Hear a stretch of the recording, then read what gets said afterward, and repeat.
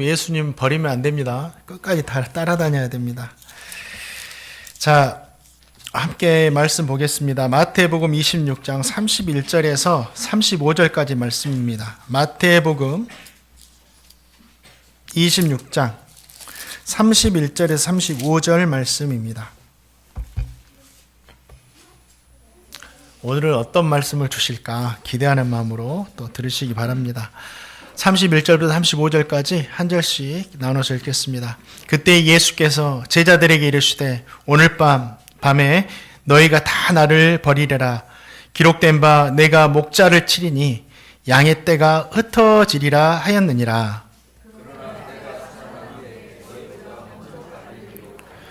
베드로가 대답하여 이르되 모두 주를 버릴지라도 나는 결코 버리지 않겠나이다.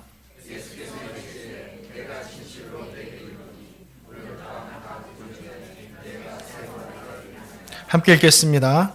베드로가 이르되 내가 주와 함께 죽을지언정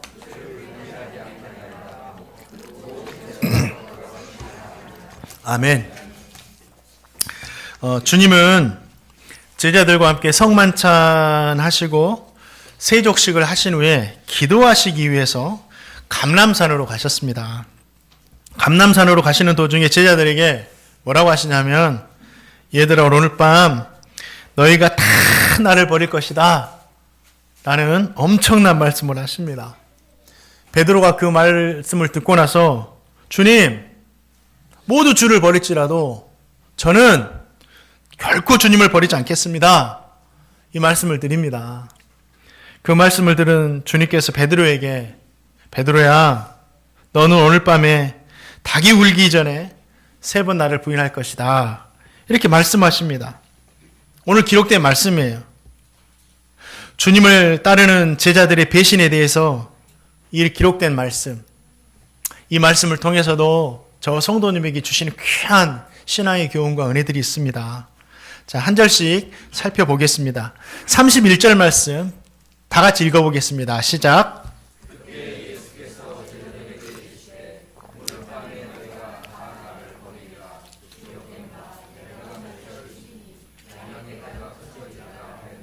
아멘.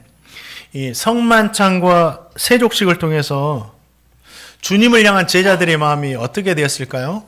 더 풍성해졌겠죠.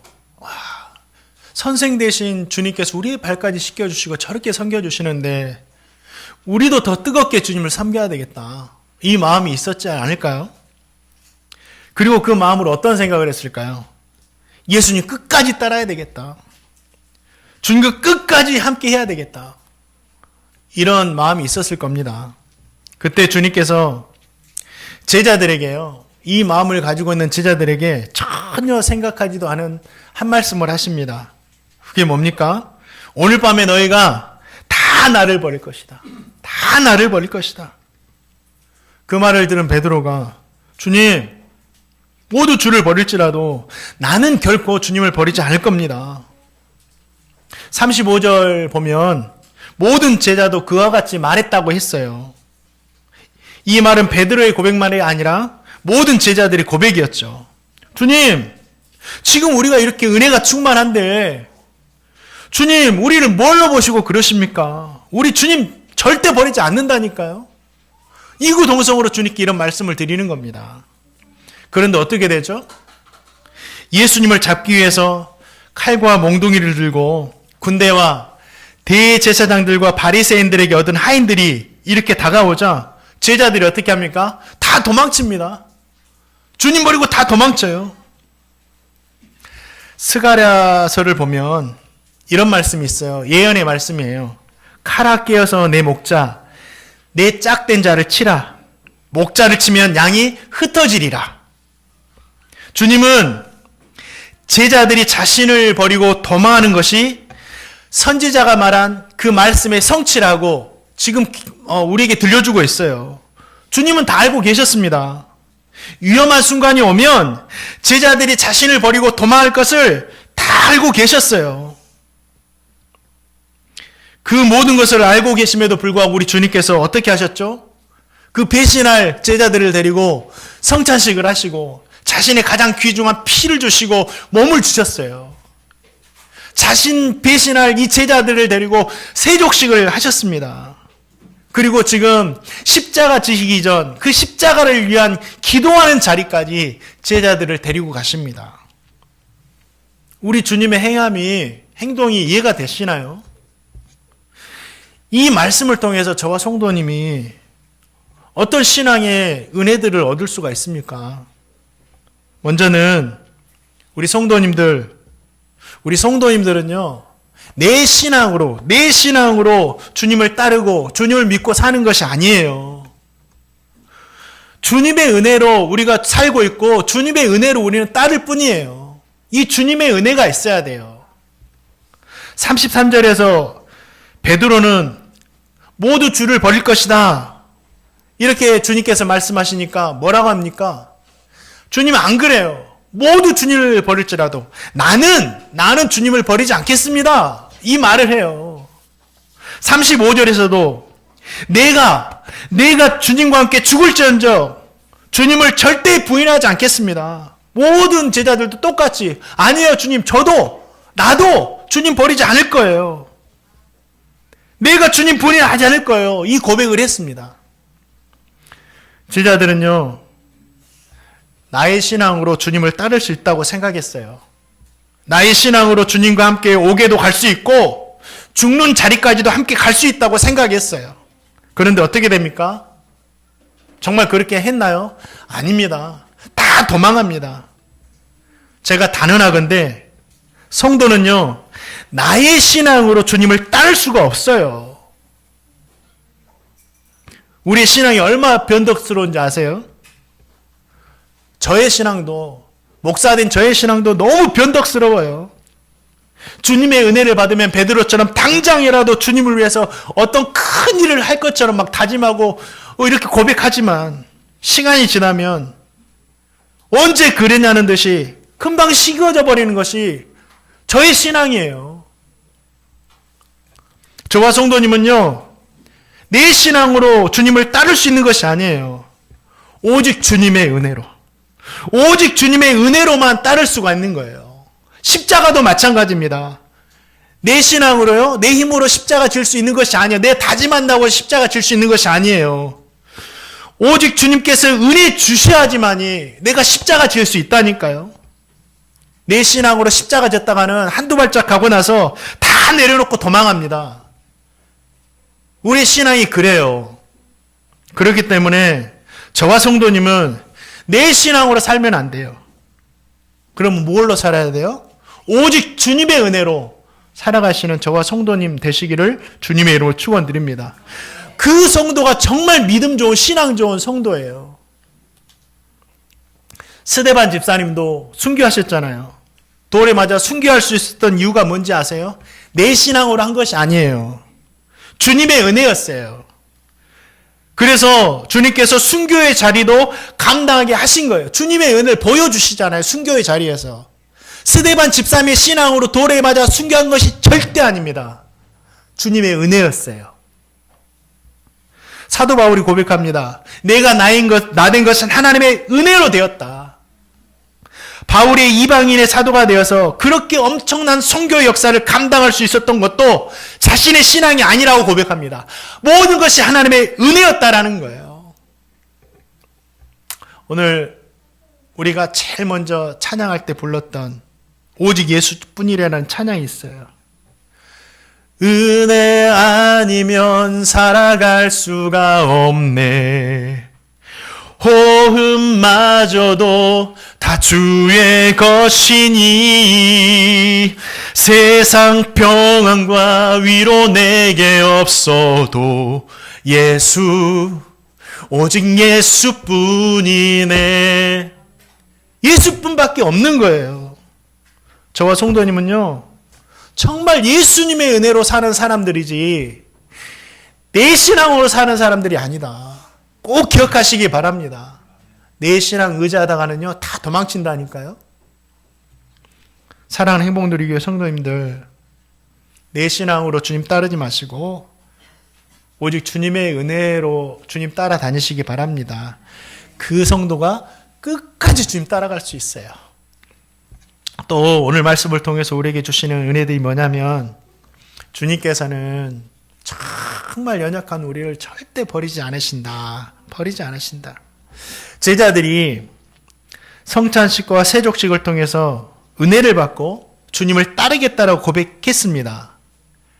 나중에는 이것이 거짓말로 드러났지만, 근데 이 고백을 할 당시에도 거짓말이었을까요? 아니에요. 진짜 고백이었어요. 진실한 고백이었어요. 주님의 큰 은혜를 받으니까 진짜 그렇게 할 줄 알았어요. 자신들은 정말 배신하지 않겠다라고 다짐했어요. 진실이었어요. 저와 성도님도 은혜 받으면 그 순간에 주님을 위해 살겠다라고, 주님을 위해 죽겠다라고 고백하지 않습니까? 그게 거짓말인가요? 진짜잖아요. 근데 문제가 뭐예요? 사람이 참 연약하다 보니까 그 고백을 지키지 못하고 돌아설 때가 있더라니까요. 진짜로 나 고백했는데, 진짜 주님을 위해서 죽겠다고 진짜로 고백했는데 그 고백을 지키지 못하고 돌아설 때가 있더라니까요. 하나님, 나 거짓말 아니었는데 왜 그럴까요, 주님? 저도 그런 경우가 있어요. 왜 없겠습니까? 제가 어려서부터 큰 은혜를 받고 주의 종이 되겠습니다. 주여, 제가 목사가 될게요. 이렇게 고백을 했어요. 입술로. 하나님께 서원 기도한 거죠. 누가 하라고 강요하지도 않았어요. 제가 한 거예요. 응답 받은 거예요. 그러면 이제 대학 졸업할 때가 되면 신학대학원 갈 준비를 해야 되잖아요. 하나도 하지 않았어요. 그리고 졸업을 몇 달 남겨놓고 고민이 시작됐어요. 정말 해야 하나? 정말 주님이 부르셨나? 이미 기도했으면서, 이미 응답 받았으면서. 과거에 진실하게 고백했던 것이 지금은 이제 고민이 되는 거예요. 그래서 제가 어떻게 한지 아세요? 저 아랫동네에 있는 광주에서 서울로 도망쳤어요. 광주에 있으면 성도들이 다 제가 목사 될 것을 알고 있어서 신학대학 무조건 가야 되니까, 이거 빼도 박도 못하고 가야 되니까 그냥 도망쳐버렸어요. 에이, 사람들 없는 데로 가자. 그래서 제가 신학대학원에 1년 늦게 이렇게 입학을 한 거예요. 1년의 공백이 있습니다. 저도 그런 연약한 모습이 있다니까요. 진실하고 고백했는데 막상 닥치면요, 연약한 모습이 보여요, 저한테. 그런데 놀라운 사실은 저와 성도님의 연약함으로 인해서 주님을 버리고 도망할지라도 주님은 우리를 버리시지 않는다라는 사실이에요. 그게 32절 말씀입니다. 32절 말씀. 우리 32절 말씀만 읽어보겠습니다. 시작.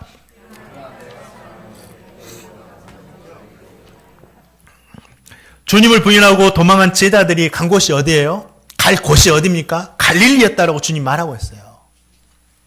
갈릴리는 주님의 제자 중에 가나안인 시몬과 가룟 유다를 제외하고 10명의 제자들의 고향이었습니다. 어부로 지내던 곳이죠. 주님은 제자들이 자신을 버리고 도망한 후에 다시 고향으로 돌아가서 어부의 일을 하면서 살 것을 다 알고 계셨어요. 그런데 주님은 제자들보다 먼저, 그것을 한 주님께서 제자들보다 먼저 갈릴리에 가 계셨고, 그곳에서 주님이 그들을 만나주신 거예요. 그리고 그 만남을 통해서 이제는 진정한 제자로 그들을 회복시키고 세워주셨다니까요. 제자들은 연약함으로 인해서 주님을 버리고 도망했지만 주님은 그곳까지 찾아가셔서 그들을 만나주셨어요. 그들을 버리지 않으셨어요. 주님은 연약한 우리를 절대 버리지 않으십니다. 기억하세요. 우리가 어디로 주님께 피할 수 있고 도망갈 수 있겠어요? 시편 139편 7절에서 10절 말씀이 참 귀한 말씀이 있습니다. 우리 한 목소리로도 같이 한번 읽어보겠습니다. 7절부터 10절까지 읽겠습니다. 시작. 내가 주의 영을 떠나 어디로 가며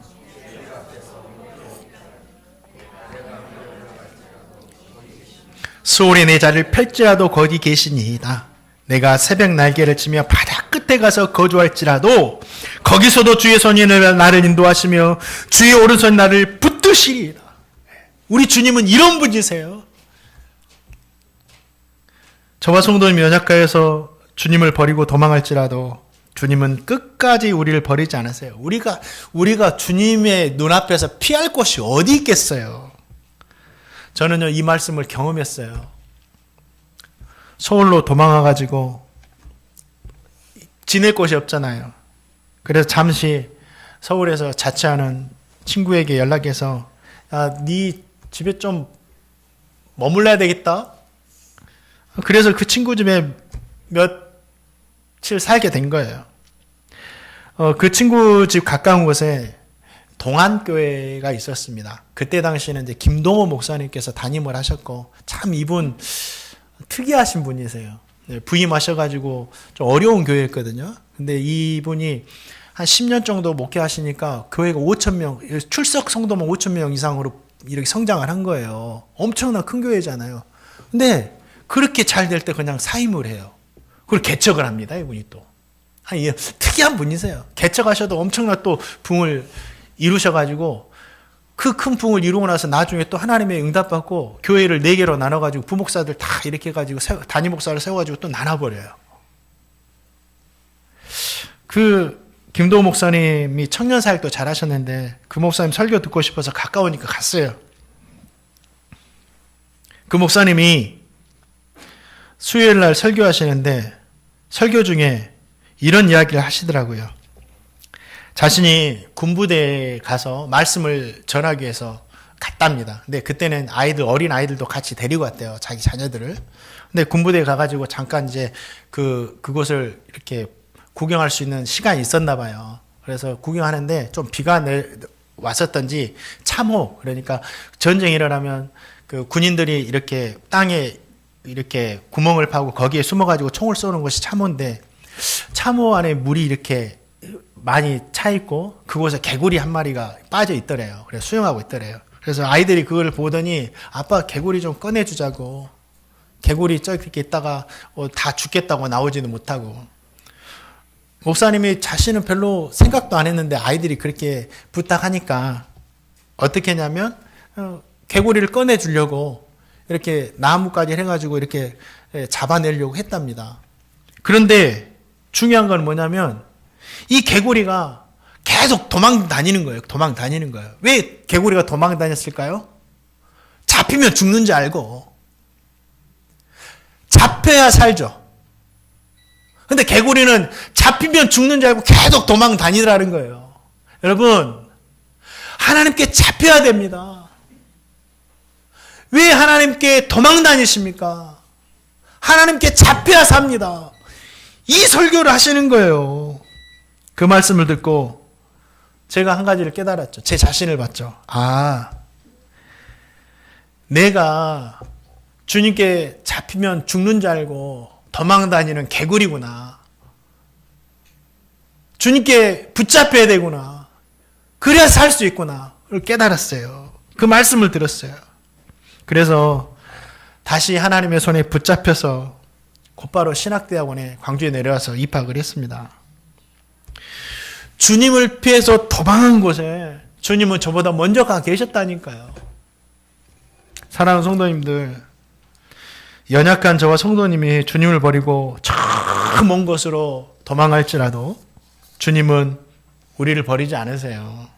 그러니 연약한 모습이 있더라도 그 모습으로 주님 붙드세요. 도망하지 말고 주님 붙드세요. 연약한 모습으로 주님을 붙드시는 저와 성도님 모두를 제자들이 완전히 새롭게 세워주시잖아요. 제자들에게 하셨던 그 은혜가 우리 성도님에게도 있기를 주님의 이름으로 축원드립니다. 우리가 주님을 그러면 어떻게 하면 버리지 않고 끝까지 따를 수 있느냐 한번 생각해 봐야 돼요. 구원의 주님을 만나요. 구원의 주님을 만나야 됩니다. 그래야지 주님을 버리지 않고 따를 수 있어요. 제자들이 주님을 버리고 도망한 이유가 뭡니까? 죽음이 두렵고 무서워서가 아니에요. 3년간 주님을 따르면서도 생명의 주님, 하나님의 아들로 오신 주님, 구원의 주님, 진짜 주님을 만나지 못해요. 주님을 보면서도 진짜 주님을 보지 못했고, 주님을 만나면서도 진짜 주님을 만나지 못했어요. 이 제자들이. 그러면서 지금 가짜 주님을 따르고 있어요. 가짜 주님을. 우리 교회 안에도 마찬가지입니다. 진짜 주님을 믿고 따라야 되는데 가짜 주님을 믿고 따르는 성도들도 있을 수가 있는 거예요. 우린 진짜 주님을 믿고 보고 따라가야 된다니까요. 제자들은 지금까지 가짜 주님을 보고 따라가고 있어요. 그들은 아직도 주님이 엄청난 능력을 가지고 있는 세상의 왕이 될 분으로 생각했죠. 로마도 단번에 물리칠 수 있는 엄청난 능력을 가진 분으로 생각했어요. 예루살렘에 들어가면 왕의 자리에 오를 분으로 생각했습니다.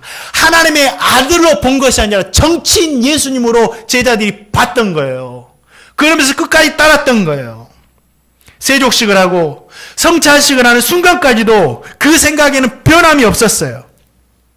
주님을 보면서도 보지 못하고 주님을 따르면서도 만나지 못했어요. 주님을. 이게 제자들이에요. 그런데 주님께서 그들과 싸우러 온, 그들을 잡으러 온, 그들과 싸우지 않는 거예요. 물리치지 않는 거예요. 말고의 길을 치잖아요. 칼을 빼서 베드로가 말고의 길을 치잖아요. 그러면 같이 싸우지 않았어요. 이제부터 시작됐다. 그런데 주님께서 그러지 말라면서 그냥 힘없이 잡히시는 거예요. 이게 뭐지? 주님께서 힘없이 잡히시는 그 순간 주님을 향한 기대와 소망은 다 무너져 버렸습니다. 주님을 따르면 높은 자리에 오를 줄 알고 주님을 따르면 부귀영화를 손에 쥘 줄 알았는데 주님이 잡히시는 순간 그 모든 꿈들이 사라져 버렸어요. 이제는 제자들이 더 이상 주님을 따를 이유가 없는 거죠. 이것 얻으려고 주님 따랐는데 그래서 주님을 버리고 다 도망쳐 버렸어요. 저 성도님도 마찬가지예요. 제자들과 같이 부귀영화를 목적으로만 주님을 따르고 주님을 통해서 무엇인가를 얻기 위해서만 따른다면 그 사람은 언젠가 주님 다 떠나게 됩니다. 가짜 주님 만났고 가짜 성도입니다. 교회 안에서 정말 이런 성도가 있어서는 안 돼요. 마지막에 있다고 하셨잖아요. 주님께서. 그런데 제자들은 갈릴리에서 부활하신 주님을 만납니다. 그제야 하나님의 아들로 오신 주님, 구원의 주님, 만왕의 왕이신 주님, 나의 생명보다 귀한 주님, 진짜 주님을 만난 거예요. 그 주님을 만난 후에 제자들이 어떻게 됩니까? 그 주님을 만난 후에 주님 떠나지 않아요. 십자가 앞에서도 주님을 떠나지 않습니다. 창과 칼 앞에서도 주님을 떠나지 않아요. 제자들이. 왜죠? 나의 생명보다 귀한 진짜 주님을 만났기 때문에. 내 생명에 위협이 오더라도 주님을 따르는 거예요. 저와 성도님은 정말 진짜 주님 만나야 됩니다. 이 세상이 어떤 것보다 귀하고 이 세상 어떤 사람보다 귀하고 나의 생명보다 귀한 주님, 나에게 구원을 주시고 영생을 주시고 천국의 아들로 삼아주신 그 하나님의 아들 예수님을 만나야 된다라는 거예요. 우리 주님을 그렇게 바라봐야 된다라는 거예요. 주님을 만나되 진짜 주님을 만난 사람만이 주님을 떠나지 않을 수 있다. 사랑하는 성도님들, 이 세상에 있는 것들을 우리에게 주시는 그 주님만 만나지 마시고 나에게 구원을 주시고 영생을 주시고 나의 생명보다 귀한 진짜 주님을 만나시기를 주님의 이름으로 축원드립니다. 자, 34절 말씀 한번 읽어보겠습니다. 읽겠습니다. 시작.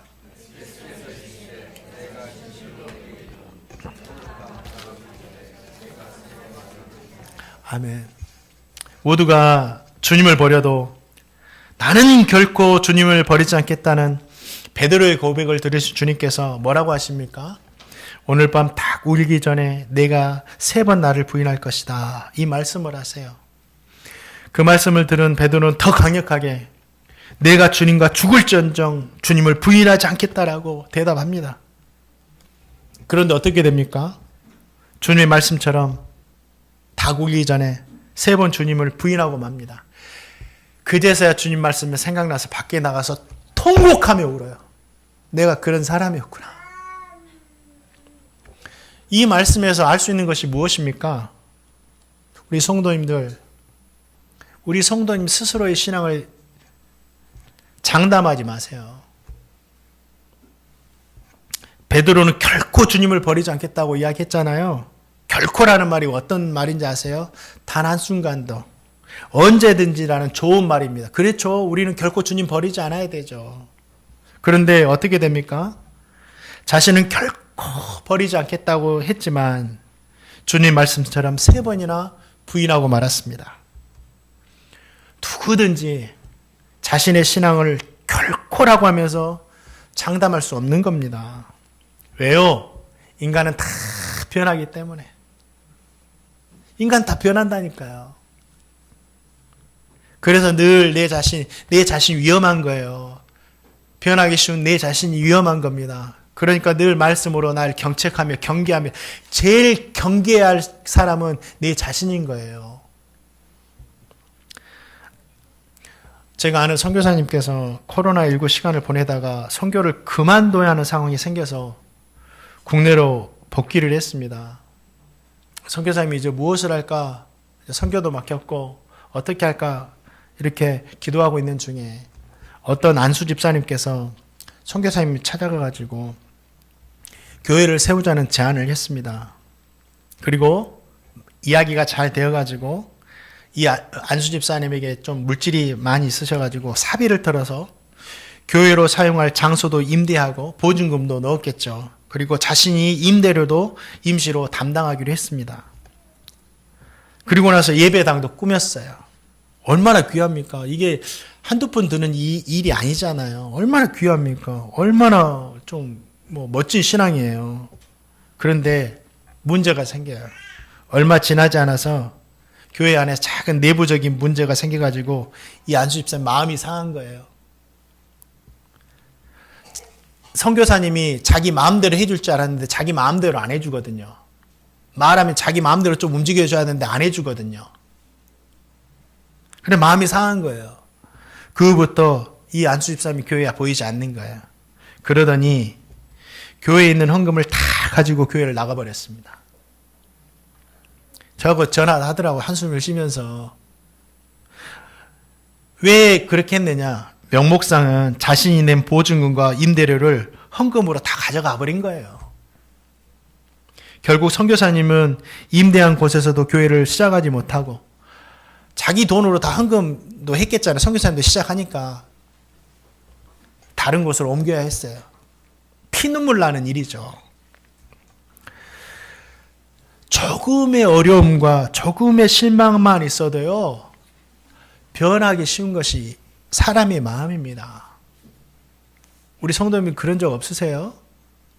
조금만 섭섭하게 해도 어제는 그렇게 좋다가도 내일은 실망하고 돌아서는 것이 사람의 마음이다니까요. 저는 그래서 제 자신을 믿지 않는다고 말하는 거예요. 그래서 늘 제 자신을 경계하고.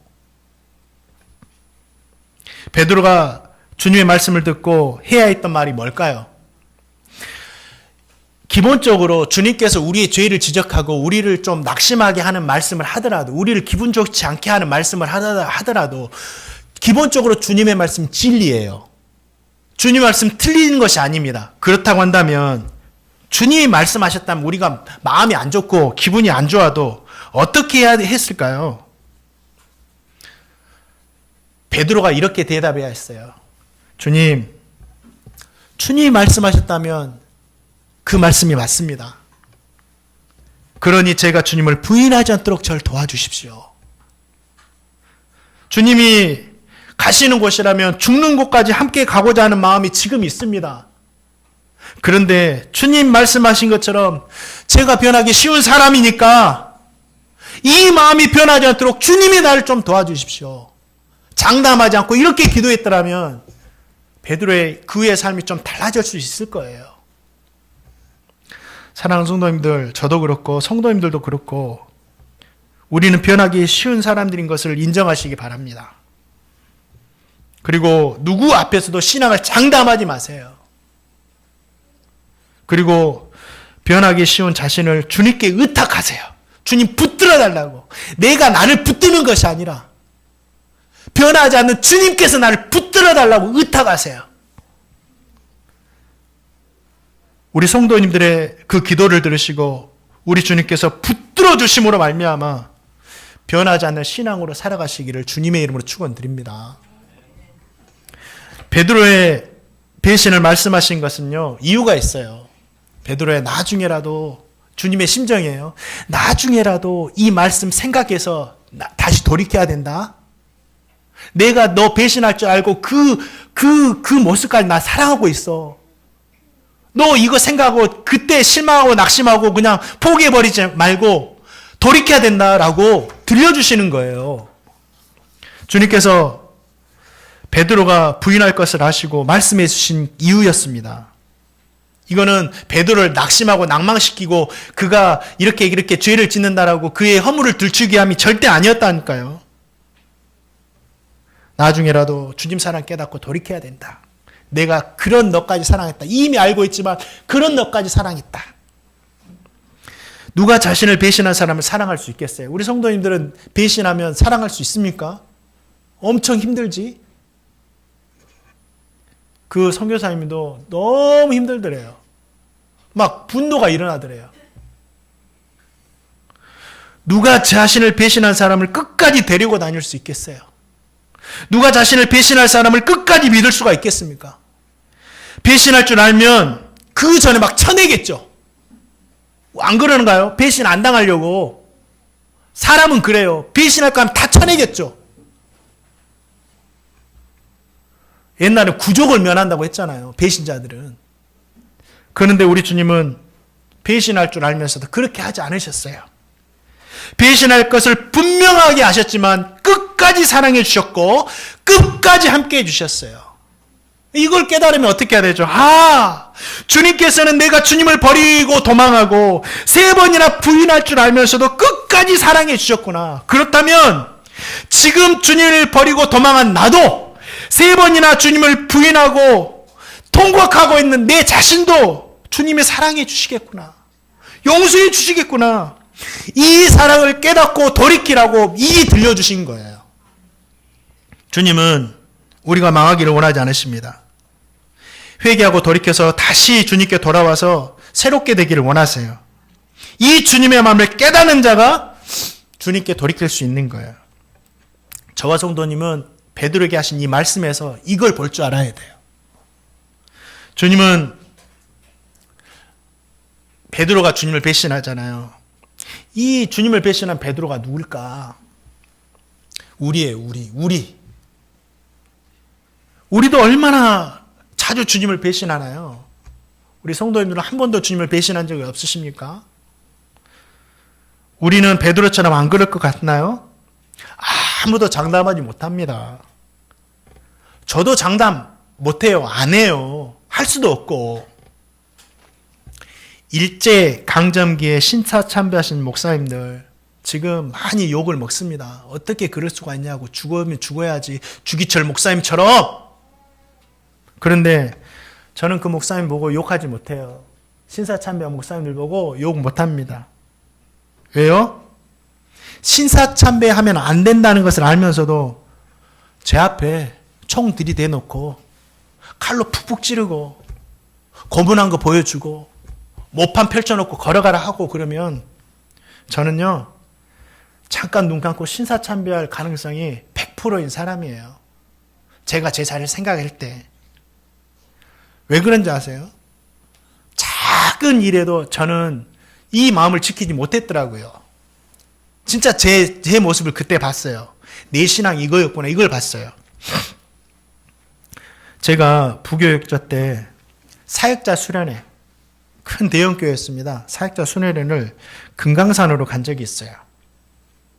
안수 집사님 한 분이 금강산에서 운행되는 모든 차량을 자기가 관리 감독하는 또 집사님도 계셨고, 그래가지고 육로를 통해서 갔습니다. 통과하는 중에 북한군이 검문하는 검문소를 지나했어요. 여권을 살피고 확인하는 시간을 갖더라고요.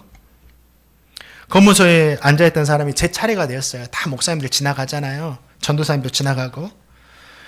검문소에 앉아있던 사람이 제 여권을 딱 받아가지고 여권을 보면서 저를 한번 쳐다보고 막 보더라고요. 그러면서 겁박하듯이 인상을 쓰면서 당신 목사야? 이렇게 이야기하는 거예요. 순간 당황해서 뭐라고 말도 못하고 머뭇거렸어요. 말도 못해 이렇게 겁먹었죠. 다른 사람은 모르지만 쟤는 제 내면을 알잖아요. 순간 주님을 내려놓은 거예요. 그렇다고 말하면 나에게 손해가 있고 우리 동료들에게 손해가 있을까 봐. 베드로의 모습인 거죠. 그 당황한 표정을 북한군이 보더니 씩 웃으면서 동가 이렇게 이야기하는 거예요. 저를 가지고 논 거죠. 그때를 생각하면 얼마나 창피한지 몰라요. 목사라는 사람의 신앙이 이 정도밖에 안 되는구나. 조금만 무서워도 네, 저는 예수 믿는 목사입니다. 당당하게 말도 못하는 아주 밑바닥 신앙이구나. 이걸 저는 봤어요, 그때. 제 신앙이요, 아무것도 아니었어요. 수많은 사람 앞에서 찬양 인도하고 하늘에 불이 떨어질 거면 기도 인도를 해도 야, 내 신앙이 이거였구나. 사랑하는 성도님들, 주님은 베드로만 아신 것이 아니라 저를 아시고 우리 성도님들 잘 아세요. 주님께서 우리의 연약함과 허물, 죄를 다 알고 계셔요. 이 사실에 대해서 말씀을 통해서 지금 들려주고 계시는 거예요.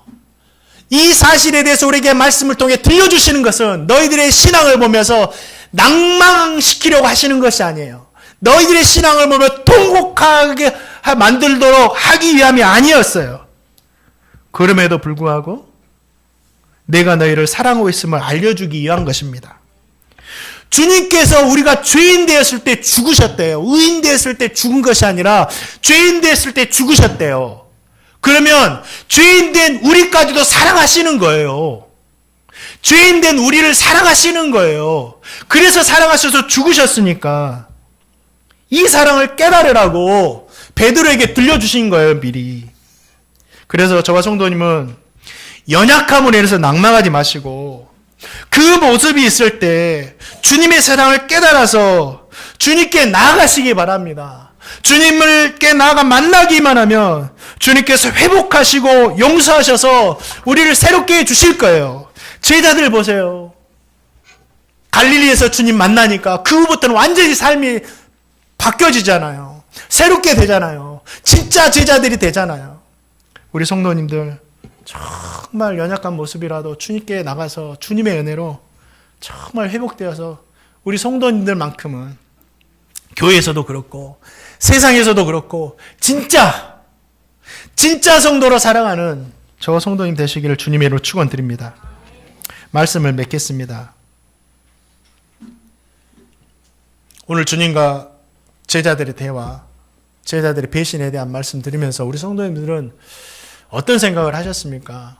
연약한 우리 성도님들 모습을 좀 보셨나요? 그럴지라도 주님 그 모습 사랑하신다. 그 모습으로 나가서 이 시간 우리 좀 붙들어 달라고.